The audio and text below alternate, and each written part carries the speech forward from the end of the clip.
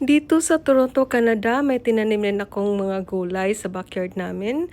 Mayroon din akong malunggay. So, kung ma-miss ko yung mga pagkain sa atin, kagaya ng tinulang manok, magawa ko rin dito sa Toronto, Canada. Mayroon din akong tanglad. So, mayroon akong iba-ibang gulay sa bakuran namin.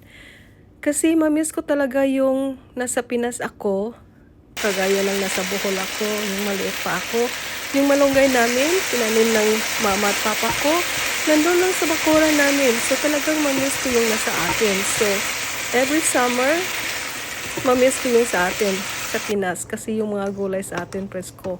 So nagtanim ako ng malunggay dito sa Canada para din ako makakain ng mga masarap na pagkain kagaya ng tinulang manok.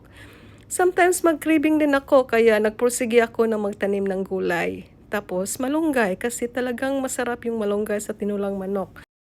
So ito na, nakapagluto na rin ako ng tinulang manok with my malunggay para na rin akong nasa Pinas.